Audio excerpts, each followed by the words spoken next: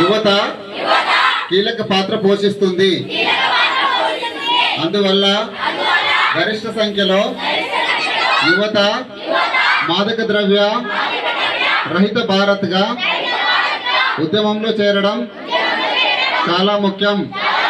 దేశం విసిరిన ఈ సవాల్ను స్వీకరిస్తూ ఈరోజు మనం నషాముక్త్ భారత్ అభియాన్ పేరుతో ఏకమై కేవలం సమాజం, కుటుంబం, స్నేహితులే కాకుండా మనము మాదక ద్రవ్య రహితంగా ఉంటామని ప్రతిజ్ఞ చేస్తున్నాము.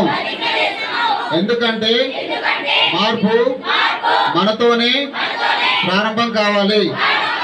కాబట్టి మన రాష్ట్రం, మన జిల్లా, మన పేరును మాదక ద్రవ్య రహితంగా మార్చడానికి మనమందరం కలిసి గట్టి నిర్ణయం తీసుకుందాం.